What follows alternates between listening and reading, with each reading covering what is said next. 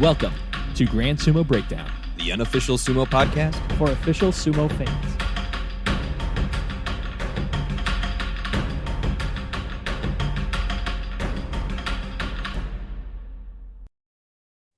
Welcome to Grand Sumo Breakdown. This is Ryan. This is Jake. And this is our Aki Banzuke prediction episode. Before we get into the Banzuke predictions, need to get two things out of the way. Jake, you watched my dear, lovely child over the weekend. Please share with the world, from an unbiased point of view, how amazing my almost 11-month-old baby Riley is. I don't want to I don't want to exaggerate here, but I think she's pretty easily the best child that has ever been born. She really is. Yep. I mean, human child. Like, I don't have a blanket that has Riley's face on it sitting right behind me. Nor do I, which speaks to Bubbles' character. Yes, yeah. The fact that I have a blanket with Bubbles on it really tells you where everyone stands in the pecking order. But Riley is a pretty ridiculously easy baby, which... yeah, is kind of let's just say she didn't ruin my Saturday night.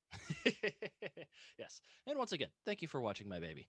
The other thing that I needed to get off my chest is I suffered a very weird injury about an hour before recording this podcast, as my wife and I were making a shrimp broccoli stir fry. I'm glad that's rice. where this is going. We were making supper. We were making sweet dinner. I was carrying the aforementioned amazing baby Riley in my left arm, and the rice had literally just finished cooking, and my wife was plating it up, and it was too hot to move from one side of the kitchen to the other where the rest of the food was. So she just picked up a big old spoonful of rice and was turning around at the same time I was turning around with Riley in my hand, and just planted my elbow directly into the freshly boiled spoonful of rice. And my elbow is still on fire. You burnt your elbow on rice. On a spoonful of rice.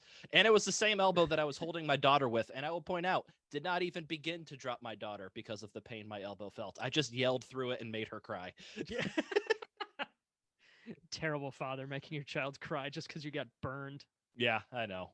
What a sad dad. All right.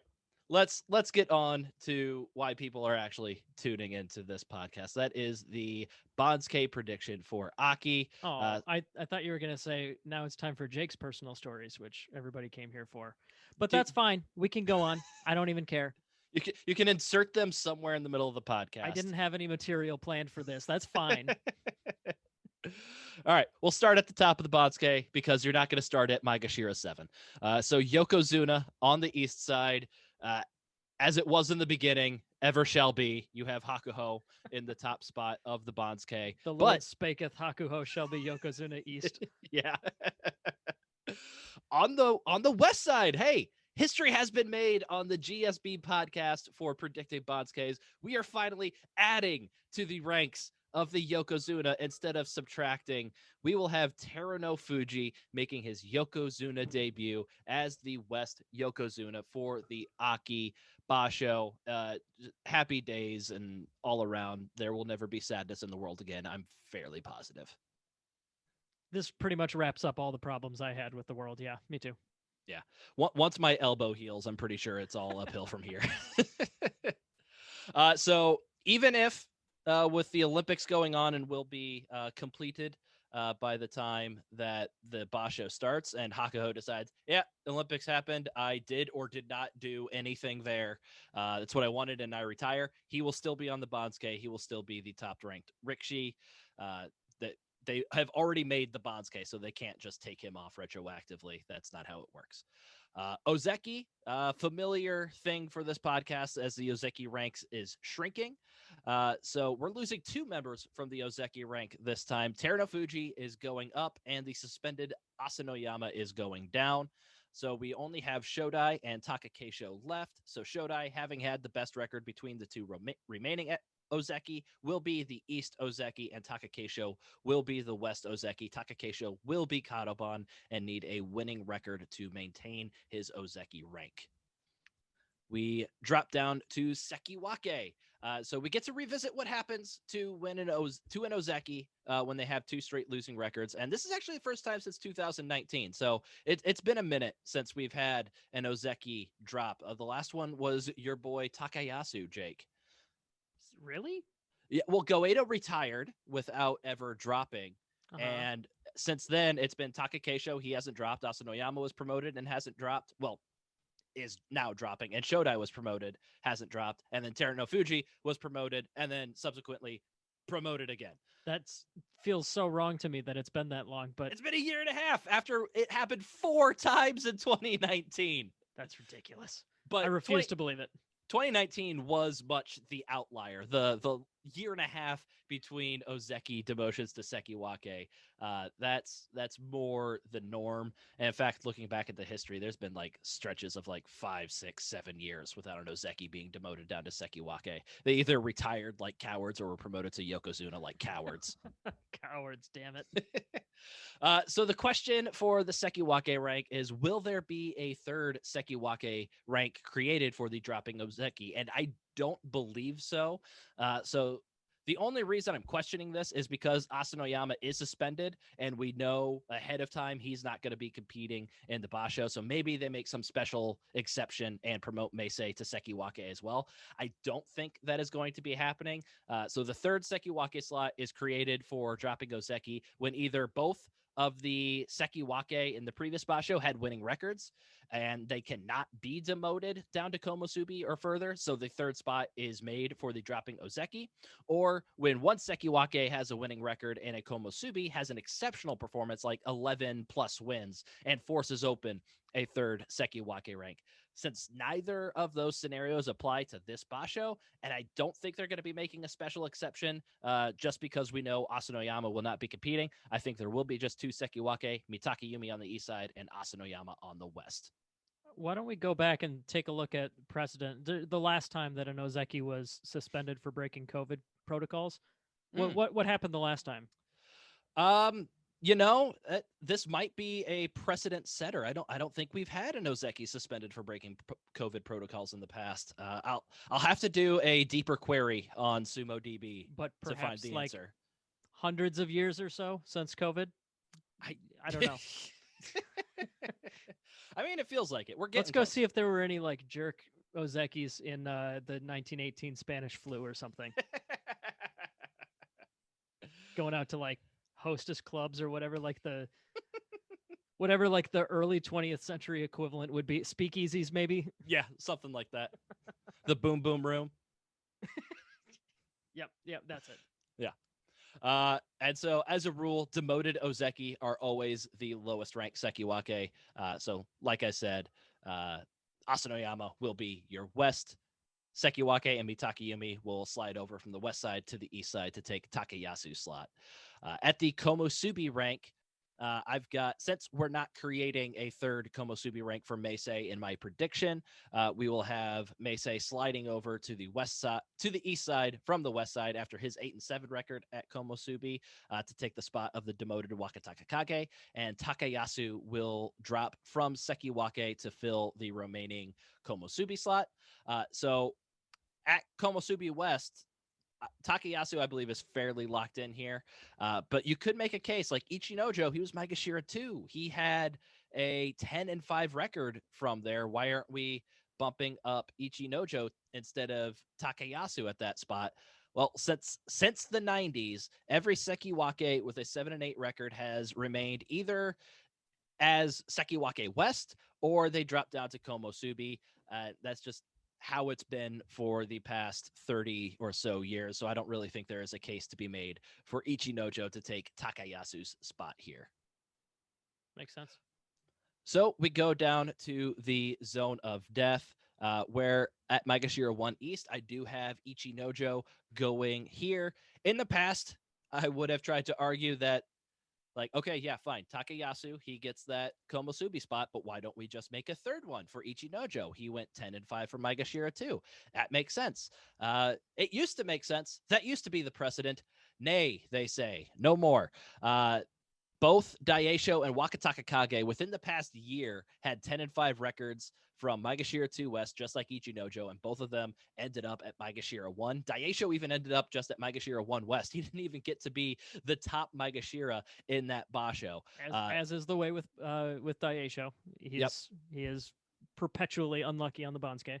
Yep. So there have been many Rikishi that have gone 10-5 from the Maegashira 2 rank, and Ichinojo, I strongly believe, will be just the fourth in history to not make it into the Sanyaku ranks, but the third in a row. So yeah, there have been 38 Maegashira 2 that have gone 10-5. Well, I guess not all of them. There was one in 1942. So the fifth ever that will not make it into the Sanyaku ranks after that record. But once again, the third in a row. And then Maegashira 1 West, I have Takanosho, just sliding up one rank from Maegashira 2 East. Hoshoryu probably deserves to be ranked higher than Takanosho based on their previous rank and record, but Takanosho had a winning record. Therefore, he needs to be promoted for having a winning record. And there's only one spot available for him to take, so he automatically gets the nod over Hoshoryu here. Because you can't make a third Maegashira 1 slot to fit Hoshoryu in there. That'd be interesting. That'd be something if, like, all right, there's 4 guys that deserve to be Maegashira 12. You're Maegashira 12 1 East. You're Maegashira 12 2 West. At that point, there'd be no point in numbers anymore. Yeah, exactly. But yeah, is it so let's see. With is it a firm like guarantee that 8 and 7 or better means you have to go up? Because I know up until you're in the Sanyaku ranks, I believe. But like sometimes guys get 7 and 8 and they stay put just because that's the way the Banzuke works. Is that not a reversible rule? As far as I know, yeah. If you have a winning record and you are not like a Komusubi, like say Meisei gets 8 and 7 again, and both well, no, there's going to be an open slot for Sekiwake since we know Asanoyama's dropping. But let's just say both Sekiwake had a winning record. Meisei only had 8 and 7, 9 and 6. Then he's not going up. We saw Abi do this like 3 basho in a row a few years ago. And so I think, but every single time that a Maegashira 1 East has gotten an 8 and 7 record, they have been promoted into the Sanyaku ranks, including creating new slots. That holds true back until the 60s, but at that point, when we're going back 60 years, precedent doesn't matter anymore. They've set new precedent. So yeah, so I'm pretty sure winning record, no matter what, you're going up. They'll do some funky stuff to make sure that happens. Fair enough. So Maegashira 2 on the east side, since we were talking about maybe Hoshoryu getting that Maegashira 1 West slot, he's going to be getting that Maegashira 2 East spot. And then we also have Hokuto Fuji. I've got him sliding in at Maegashira 2 West. He could go to Maegashira 2 East since he was firmly in the Joy Lost Basho and Hoshoryu was not. So Hokuto Fuji could receive some joy bias to be ahead of Hoshoryu here. But I am going to have Hoshoryu jump over Hokuto Fuji to take the east side and Hokuto Fuji jump up 1 rank to take the west side. Maegashira 3 East. I struggled probably with this one for the longest time. And honestly, this Banzuke overall, I think I did the most flip-flopping of ranks like on second and third drafts of the Banzuke than I ever have. Even like writing up the outline for this episode, just pretty much putting my thoughts on paper had me change my mind a couple of times. But I think Maegashira 3 is the one where I messed with it the most because it's down to 3 Rikishi: Kiripayama, Tamawashi, and Koto no Waka. I played around with almost every iteration of those 3 and those next 3 spots, and I finally settled on this one. I don't like it, but it makes the most sense. It made the most sense to me at the time. You could probably talk me into a different formation at this point, and I would completely buy it. All right, here goes. What I'm going with is Koto no Waka at Maegashira 3 East. He was 12 and 3 at Maegashira 11. The guy I had him going right ahead of is Kiribayama, who was 9 and 6 for Maegashira 6. There was a long time that I had Kiribayama as the top guy of this group, since he did fight some Sanyaku Rikshi, so maybe he can get some little bias from that, but he really wasn't in the Joy. So I ultimately did decide to go with Kota Nowaka because the math did support Kota Nowaka here over Kiribayama, and there really shouldn't be any sort of schedule bias for Kiribayama, I don't think. So then it's a battle between Kiribayama and Tamawashi for the West side. The math says they both deserve to be this same rank.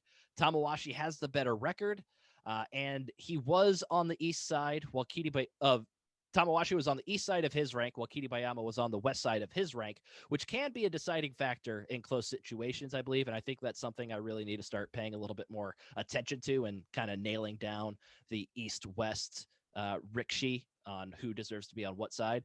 But ultimately, I decided to go with Kiribayama since no Maegashira 6 with a 9-6 record has been ranked lower than Maegashira 3 since the 60s. Wow. And I had found previous precedent of a Maegashira 10 Rikishi with 11 wins and a Maegashira 6 Rikishi with 9 wins. I found multiple precedents for that, but it was inconsistent as to which one was ranked higher than the other on the next Banzuke. So with 51% certainty, I'm going with Kiribayama as Maegashira 3 West, which means Maegashira 4 East will be Tamawashi. And then at Maegashira 4 West, Wakataka Kage, if you just kind of look at the list of people who's available to fall into those ranks based on the math, Wakataka Kage is the clear guy that needs to go in there. We no longer have any Rikishi that are going to be jumping way up the Banzuke with like 11 plus wins. And the Rikishi that did poorly that were just behind Wakataka Kage in the zone of death, like Endo, Kotowaco, Tobizaru, Chiyotairyu, they still have quite a ways further to drop down the Banzuke. So Wakataka Kage is the clear, easy guy to slot in at Maegashira 4 West, I believe. I could see them doing some weird stuff and trying to put him ahead of like Tamawashi or Kiribayama. But I don't think that's going to happen. That doesn't make sense. But they do weird stuff with falling Sanyaku Rikishi. So we'll see. All right, so that clears up the zone of death. Now that we have 8 Rikishi in the Sanyaku ranks, it goes all the way down to Maegashira 4 West. So now we go down to the mid Maegashira at Maegashira 5. These next few ranks are actually seem pretty easy to place. Going by the math, there's only 2 Rikishi at each of the next few ranks that deserve to be at those ranks. So they don't deserve to be at this exact rank. Everybody is basically deserves to be 1 rank lower than where I'm going to be slotting them, but there's nobody else available to kind of put above them. But still, it's just groups of 2. So it's fairly easy. It's just a matter of getting them on the right, east, or west side. This one, I think, is fairly simple. We have Daisho and Chiyoshoma are the 2 guys that I have going in at Maegashira 5. And I've got Daisho going in on the east side as he was Maegashira 1. He has the Joy bias, and he just should be ranked ahead of Chiyoshoma at this point, who was lower ranked and only had an 8-7 record. Maegashira 6. I think this is also, I think it's clear to me that Takara Fuji is going to be Maegashira 6 East. He should be ahead of Onosho because unlike previous basho, Onosho had a 7-8 record. This one lays out a lot easier and cleaner than previous basho. You haven't heard me talking about massive 9 rank promotions for 8-7 or 9-6 Rikishi. There isn't any of this on this Banzuke. It's fairly clean for the promotions and demotions lining up according to the math with this one. So there's not going to be any crazy over promotions or under demotions with that. So the 7 and 8 Rikishi, a lot in the past, we just kept them at those ranks to prevent any further over promotions and under demotions. We don't need to do that this time. So Onosho is not going to be sticking at Maegashira 6 East where he was last time. So since Onosho was Maegashira 6 East last time, and I don't think he's going to be staying, obviously I have him sliding over to the west side, which means Takara Fuji, the next guy eligible to be promoted, he's going to be on the east side of the Maegashira 6 rank. The only funny business that I could legitimately see this happening here is if they want to vault Ura a little further up the Banzuke than he might deserve and put him on the west side here and drop Onosho a full rank instead of just a half rank. I'm about 45% sure that could happen, but I'm 55% with Onosho dropping just a half rank here. But I think that's something to watch out for. I think they could vault Ura ahead of Onosho here. Despite the math favoring Onosho at this rank, I do think possibly just Ura having 10 plus wins. Sometimes they're a little bit nicer to the people with 10 plus wins, so they could vault him a little bit higher. I cannot imagine too many fans would be upset by that either. No, and that's another thing I was thinking. Like people, when Ura fought Meisei in one of the final days of the tournament, people's like, oh, they really wanted to get Ura in one of like the later matches to highlight him. So that I don't know if that is a consideration that maybe they want to throw Ura as far up the Banzuke as possible because he is a fan favorite and they do want to get some highlight matches from Ura. So that could be another thing to consider. But we'll never know if that is something that they consider. But according to JSA West, we go by the numbers here. We don't go by flashy, or we don't go by who's going to draw the bigger ratings. We go by who has earned what, and Onosho has earned to be higher ranked than Ura for this next basho. Unless it, fits our other narratives. Well, of course, yeah. The other fun narratives always take precedence over anything that's serious and stuffy. So Maegashira 7 on the east side. Since we thought he could be Maegashira 6 west, that means we have him landing at Maegashira 7 east, and pretty easily standard, followed up by Shimano Umi at Maegashira 7 west. Shimano Umi jumping up 2 ranks from Maegashira 9. Maegashira 8. So this one's a little funky. Technically, the next 2 that deserve to be ranked are Aoyama and Teretsuyoshi. But we're looking at the Maegashira 8 rank, and we're pulling from a pool of Rikishi that deserve to be Maegashira 9, which Aoyama is in, but he had a losing record for Maegashira 8 West last time. So I don't think he's going to be able to just hold his rank based on his 7 and 8 record. So that means Aoyama is not eligible to be in this field. So that means we have to pull from the pool of Rikishi that deserve to be Maegashira 10 to fill up this Maegashira 8 rank. So that adds Tobizaru and Okinoumi into the mix. Tobizaru was in the Joy. Okinoumi was not. So I have Tobizaru slotted to go in here at Maegashira 8 East, falling down 5 ranks after a 4-11 record for Tobizaru, which is a lot more appropriate than him falling down 1 rank after a 5-10 record the basho before. Classic. Yep. And then at Maegashira 8 West, I have Teretsuyoshi as the next guy here. The reason I have him ranked below Tobizaru, despite the math saying Teretsuyoshi should be ahead of him, it is just the joy bias for Tobizaru. And once again, I do think these guys are pretty solidly the Maegashira 8 guys, so it's just an east-west thing between the two of them. So I'll give the slight nod to Tobizaru there. So at Maegashira 9, we got 2 Rikishi that I had mentioned before. I've got Okinoumi going in at the east side. I got him favored ahead of Aoyama because he was effectively in the Joy in week 2. He ended up fighting Yokozuna and Ozeki. So could be some bias that will put him ahead of Aoyama. But it also allows me to drop Aoyama a full rank instead of just a half rank. Also, I don't like Aoyama. That's clear. Yeah. So going on to the bottom of the Banzuke, Maegashira 10. This is another fairly straightforward rank. It comes down to Hide Naomi and Chiyo Tairyu. These are the next 2 guys that need to be ranked. And Hide Naomi, by the math, deserves to be ahead of Chiyo Tairyu. So I go with him on the east side and Chiyo Tairyu on the west side. I am realizing that I'm using different logic for Hide Naomi and Chiyo Tairyu than I am for Tobizaru Teretsuyoshi as far as who I have on the east side and who I have on the west side. So I might revisit that in my final rankings, because if I was using the same logic as before, I would have Chiyo Tairyu falling ahead of Hide Naomi here and have Chiyo Tairyu at Maegashira 10 East and Hide Naomi at Maegashira 10 West.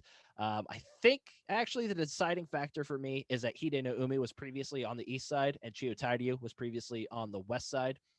So I'm going to stick with it. I'm going to say that's enough of a difference. And so I'm sticking with it. I don't have to change anything that I have written down. It works. That's just as good a motivation as any. Shut up, it works. So Jake, we are a little over halfway through the Banzuke, and I said you could throw in a little personal story if you wanted to about halfway through. Have you thought up of any interesting personal stories to pepper into the show and make it a little bit more interesting? I guess since the last time we recorded, I started my next big boy job. Ooh. Yeah, that's pretty fun. I'm having a massive whiplash from working full time at home to full time in the office with like 1 day in between. So that blows. Yeah. I mean, I got other stuff I could bitch about, but that's the big one right now, and it's the reason that I'm probably going to go to bed as soon as we're done here. That's okay. We can save your other bitchings for the end of the podcast. Yeah, somehow I have like 2 hours less of my day to like actually do anything with, and yet I'm also like taking naps again. Yeah. So Jake and I actually both work in Ames, which is about like 40-minute drive from our homes. God, it's even shorter for me, and I'm the one bitching. Yeah, I know. I've been doing it for the past 2 years, though. But yeah, it definitely is a big time suck. And yeah, It took us 2 weeks, but we finally managed to have lunch together. I completely blame you and your company for that, though. I'd say 80% of it, yes, was on. Let's send Jake there to train. Yeah. Let's not. Maybe yes. Let's decide this at 11:59 when Ryan has already cracked open his lunch. Yeah, exactly. All right, Maegashira 11 on on the east side. Let's not do that again. That just made me feel sad again. On the east side of Maegashira 11, I've got Miyogiryu. He is the next clear Rikishi that should be ranked according to the math. But then it gets a little bit muddier when we get to Maegashira 11 West.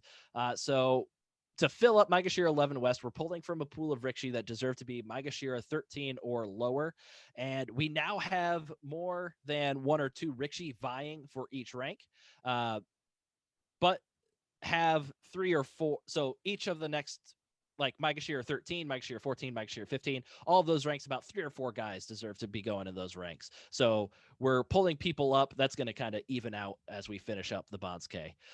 So what we have left vying for this Maegashira 11 West spot, we have Endo and Kodawako that are plummeting down from the Joy. We have 3 lower Maegashira with middling winning records, Ishiura, Ichi Yamamoto, and who is the other one? Tsurugisho. And then we also have a handful of lower Maegashira with middling losing records like Kaisei, Tochinoshin, Kakayaki, Chiyomaru. And then we also have Yutakayama from Juryo, who could feasibly go up this high on the Banzuke. So we can eliminate the Rikishi that have the middling losing records, because that would mean either promoting somebody with a 7 and 8 record or leaving somebody in place with a 6 and 9 record. So obviously you can't do that.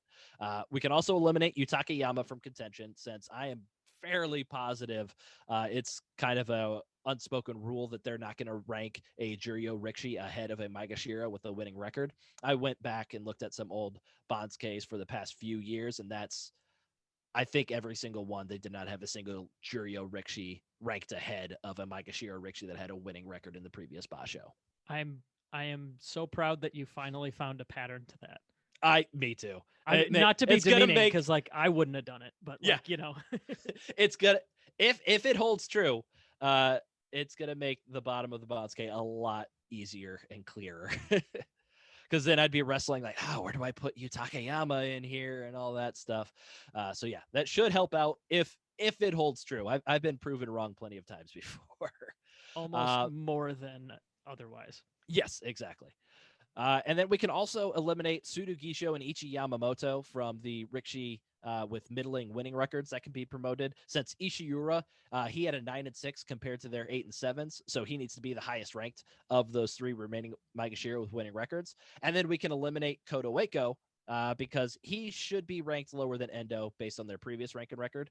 So that either leaves us with a 10 rank drop for Endo after a 1 and 14 performance, or a 5 rank jump for Ishiura after a 9 and 6 record. And I'm going to go with the Joy bias here and have Endo dropping 10 ranks from Maegashira 1 to Maegashira 11 West, instead of promoting Ishiura up 5 spots. I could easily see them flip-flopping that and dropping Endo 1 more rank. But I love my Joy bias. Yeah, I'm interested in this one because, like, how much do you think it makes any difference at all that 11 of Endo's losses were just sitting out? don't. I haven't noticed a pattern yet on if they treat Rikishi that did just real shitty because they really sucked any different than Rikishi who had bad records because they just lost a whole lot. I think what we need is for Mitaki Yumi to go 0-15 side by side with Asanoyama and just see what happens. Yeah, there you go. Just not Mitaki Yumi pulling out, just Mitaki Yumi. Oh, exactly. Yes. Absolutely blowing it. Just every day, but not bad enough to quit. Yeah, that'd be an interesting case study. My guess is they would drop about the exact same, but probably. Yeah. So yeah, got Endo going there, and I've looked back at past precedent because 10 rank drop for somebody 1-14. According to my math, he would need to be down at like Maegashira 14, 15 instead of Maegashira 11. But you look in the past of Maegashira 1 with a 1-14 record, you got him going like Maegashira 11 is literally the last one that did it ended up at Maegashira 11, like Maegashira 15, Maegashira 9. So there's even one back in the 40s, so it doesn't really count anymore, down to Maegashira 11. But yeah, it runs the gamut of like 15 to 9 feasibly. These guys with like the crazy bad records or crazy good records are always the hardest to predict, just because the math doesn't really hold for those huge jumps and huge drops. So it's just kind of trying to put your finger to the wind and figure out which way the JSA wind is blowing on how they feel on ranking those guys. So I feel like they're going to rank him at Maegashira 11 West. Maegashira 12 East, I've got Ishiura going in there, followed by Koto Waco. This follows the same exact logic that I listed out above in far too much detail that anybody cares about. So yeah, and I've given Ishiura the east side over Koto Waco, who I'm giving the west side for reasons. I mean, Banzuke committee does what it wants for no known reasons, so sometimes I can just throw people on the east and west side for no known reasons. It doesn't matter. You're right. truly embracing the completely ridiculous nonsense. I'm starting to throw a little bit of who gives a shit into the Banzukes, and we'll see how that sticks. We'll see how that goes. All right. Maegashira 13. On the east side, I have Tochinoshin, and on the west side, I have Kageyaki. Got both of these guys dropping down one rank together after they both had 7 and 8 records from the Maegashira 12 rank. I don't think there will be any funny business of them throwing in somebody in between them to break them up. But now that I say that, they're 100% going to drop Tochinoshin from Maegashira 12 East to Maegashira 12 West, Koto Waco at Maegashira 13 East, and Kageyaki at Maegashira 13 West, just to anger me. But you already have it written down, so... Yeah, I'm not going to change it, but I just, when it comes down to the review session, just know that I actually got it right when that turns out to be how it ends up. All right. Maegashira 14 on the east side. This is another one that should be fairly straightforward. We only have 2 Rikishi remaining that deserve this rank. So I got Tsurugisho on the east side, Kaisei on the west side. Since Tsurugisho had the better record among these two, so I give him the east and Kaisei the west. Let me take a look at where they were previously ranked. Both of these guys were previously on the east side of their respective ranks. So yeah, I stand by that logic. Maybe if Kaisei had been on the east side and Tsurugisho on the west, I might have switched them. But sticking with my logic here. The new tiebreaker was the winning record as opposed to previous side. It's a new wrinkle I'm throwing in here, and I don't like it because it's too many factors, and I don't know which one takes precedence. Neither does anyone. No. Maegashira 15 on the east side, I have Chionoo. He is the next clear Rikishi to be placed on the Banzuke. And then on the west side, I am going with Ichi Yamamoto here. He is one of 3 fighting for this spot between him, Chiyomaru, and Tokushoryu. But both Chiyomaru and Tokushoryu had losing records, so I'm giving the nod to Ichi Yamamoto here. I think that means that we have unlocked the achievement that we may now place Juryo Rikishi, right? Because that would be the last. Oh my God, Ichi Yamamoto is our final Rikishi in the Maegashira ranks with a winning record. You're I've right. been keeping an eye out for that. So now we've finally unlocked the ability. Like, we've leveled up. We finally unlocked you, Takayama. Yeah. And you know what? we're not going to waste any time. We're going to place Yu Takayama right on the Banzuke at Maegashira 16 East, the next remaining rank. So he was Juryo 1 with a 10-5 record. He feasibly, if he had been like the last ranked Maegashira instead of the top ranked Juryo guy, he would be on my Banzuke around Maegashira 11 or 12, taking like Endo's spot. But since he was locked behind placing Ichi Yamamoto, he doesn't go until Maegashira 16 East. I desperately want this rule to hold just because it would make at least one more thing make some sense. Yeah. Oh, please let it happen. All right. Maegashira 16 on the west, not the west side, the west side. The I have Diane Weist side. yeah. I have Chiyomaru going here. So he'd be battling here with Tokushoryu, since they both deserve to be the same rank. But here's I think the first time where this comes into play on this Banzuke. Chiyomaru was Maegashira 13 East, and Tokushoryu was Maegashira 15 West. So despite Tokushoryu having the better previous record, I'm going to go with Chiyomaru ahead of Tokushoryu because he was on the east side versus Tokushoryu's west side.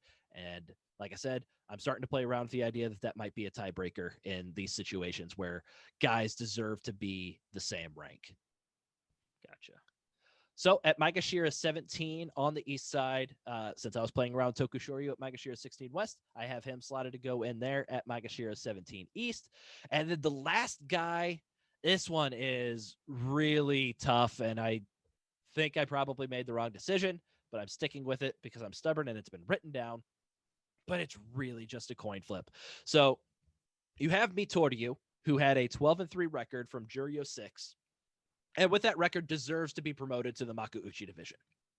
But the only remaining Maegashira that could feasibly go down to Juryo is Chiyonokuni with a 7-8 record from Maegashira 16 East, but he doesn't really deserve to be demoted down Juryo. He just deserves to be Maegashira 17. So it comes down to a coin flip on, do you promote the guy who went 12-3 in Juryo, won the Yusho down there from Juryo 6 with a pretty decent record, or do you go with the Maegashira 16 record that just barely missed getting a winning record and staying in the top division? I'm going against my best judgment, and I'm going to go on the side of the Juryo Rikishi, and I really think I'm going to live to regret it. But I have Mitoryu as the Maegashira 17 West Rikishi for the Aki Basho. I do want to look up, I'm curious, I know I've looked it up before, but the previous results for Juryo 6 Rikishi that had 12 wins, where they ended up in the next Basho. And once again, you have to go back to the 60s to break any precedent. But everybody, all 10 of them or 11 of them that have gotten a 12-win record from Juryo 6 since 1963 have been promoted into the Makuuchi division, where if we conversely look at Maegashira 16 with 7 wins, what is the history of them going down to Juryo? Now, this doesn't mean as much because the amount of Rikishi in the top division changes based on how many are in the Sanyaku ranks. Well, so the number doesn't change, but the number of ranks changes. Yeah, so Maegashira 16 East in this Basho was third from last. In another Basho, that could have been the last guy, so you would expect him to be demoted.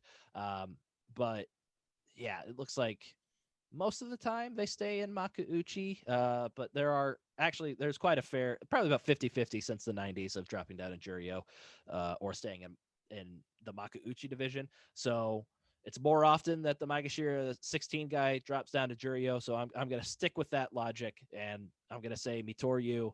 I'm now at 51%, and I will be absolutely gobsmacked if he is not in the top division next Basho. Would that be a debut for him?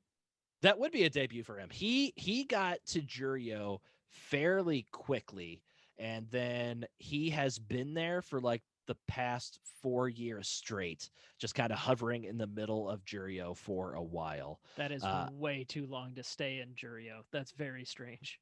Yeah. Tsurugisho actually had very same path. So we'll see what Mitoryu can do when he makes his Makuuchi debut in November of this year, as he gets a winning record from Juryo 1 when I am wrong about his promotion here. All right, so that is what I think the Aki Banzuke will look like. I do have two guys being demoted from Makuuchi down to Juryo, those being Dayamami, who had a 4-11 record from the Maegashira 14 rank. No brainer.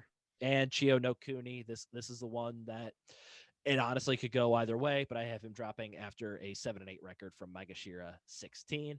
Like I said, this Banzuke was, I feel like it was a lot easier to fill out than some of the previous ones because there weren't large dearths of ranks where nobody deserved to be ranked. So we had to pull up freaking Kodawako from Maegashira 12 to Maegashira 4. You see what happens when these guys get the promotions. You had Kodawako jump up 8 ranks after a 9-6 record. Okino-umi jump up 7 ranks after a 9-6 record. And Chio Tairyu jump up, I think it was 10 ranks after a 10-5 record. And all of them just got the piss knocked out of them. There was nothing they could do, but that's what happens. Yeah. They dealt with what was given to them, and what was given to them sucked for them. So yeah, the past 3 Banzukes all looked like that. So it was really nice to have a new one that things lined up quite a bit easier. So I feel pretty good about that one. I highlighted the spots where there could be some other options going. And obviously there's going to be stuff that I did not anticipate happening. But I do think this will be a fairly good Banzuke, better than my last one. But Jake, what did you see as we were going through that you think could be my biggest tripping point? The two things that I see as potential mix-ups here, I feel like they've been pretty mean to Juryo guys recently.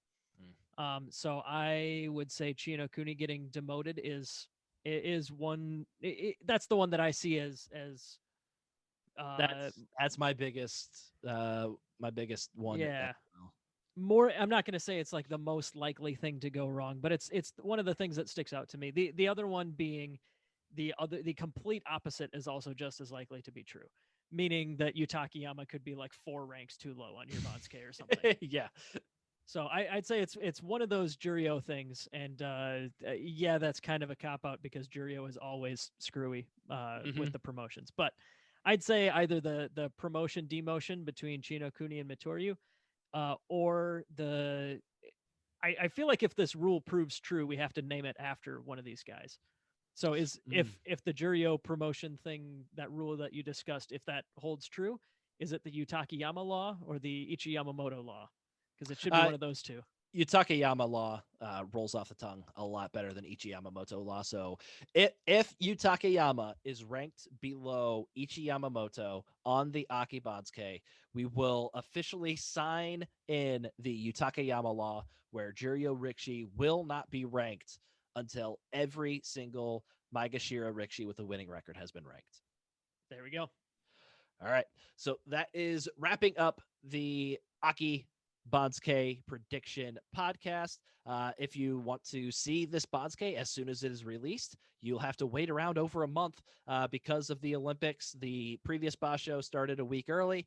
The next one isn't starting a week early, so we've got an extra week in there, and the Banzuke will not be released until August 30th for the Aki Basho that starts on September 12th. I know. That's so long. The last break between Bashos was so short, and now we're paying for it. Hey, go out. That sucks. It's the last month before school starts. Go out, enjoy your time, get some vacation, spend some time on the beach, or stay inside with your air conditioning where it's a lot more comfortable than on the beach. Beach people talk, like hit us up at grandsumobreakdown@gmail.com. Hit us up at gsumo-breakdown on Twitter. Let us know why you're a beach person, because I don't think anybody on this podcast gets it. No, at least not us two. You could Mac, but I bet you Flarrick's on our side. Yeah. I was thinking Fleric might be the one that would be a beach guy, but yeah, I think you're right. I think he's more of an indoors fella, unless somebody's tossing a frisbee out on that beach, and That's then true. he's gonna kick his shoes off and burn the soles of his feet off just to catch that frisbee. He's like a dog with a tennis ball. Like the rest of the world melts away when that frisbee is in the air. Mm-hmm. And there's just so many people at the beach. Like That's the worst part. Yeah. Who likes people, especially after COVID? Like I didn't like bunch of bastards. I didn't like groups of people before COVID, but now after COVID, my God. So like, hey, here's a thing that you have to endure, but you don't like. And now here's a year and a half where you don't have to endure that. Yeah. Now honestly, still shouldn't be enduring it. The numbers are getting pretty bad Yeah. again. Stay inside. Stay out of the beach, people. Yeah, but like having that taste of what it could be like to live as like an isolated hermit who never leaves the house, it was just taunting. Mm-hmm. Anyways, though, my favorite line that I heard, it was towards the beginning of the like quarantine period. A podcast that I listened to, somebody described it as mandatory heaven, which I very much subscribe to that way of thinking. Yeah. So you can also leave us a 5-star review explaining why you like beaches. We won't read it if it's 4 stars or less. So if you want your argument heard about why beaches are great and why Jake and I are old fuddy-duddies, you got to leave us a 5-star review on Apple Podcasts or your favorite podcast listening service. Jake, where else can they tell us their opinion about beaches?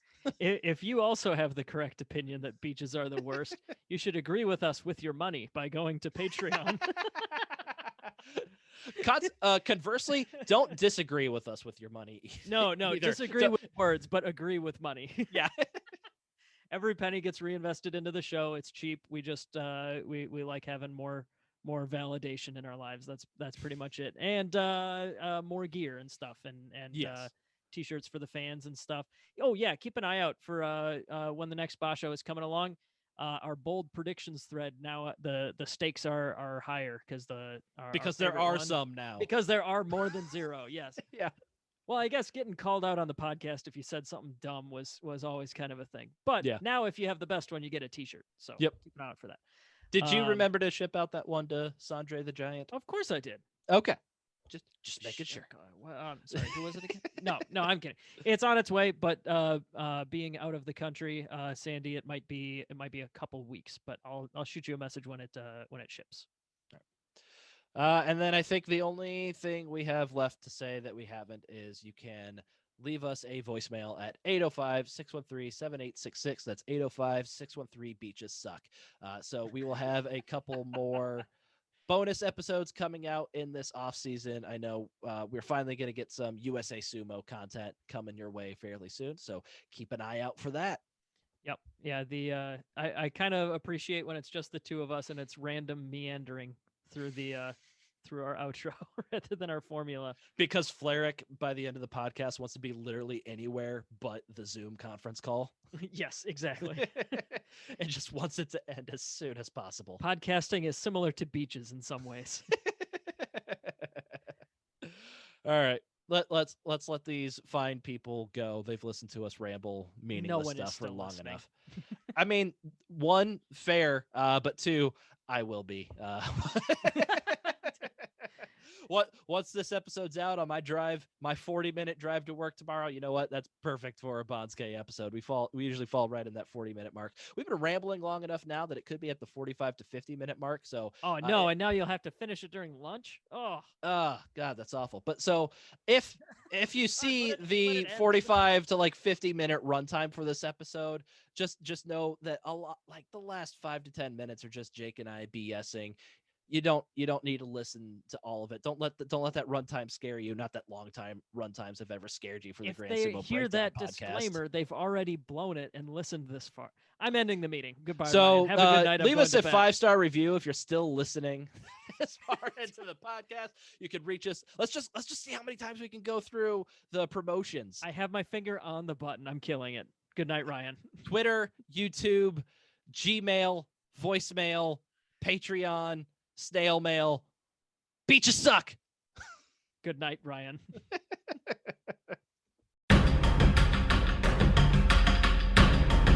Thank you for listening to Grand Sumo Breakdown. Until next time. Throw your salt high. And keep moving forward.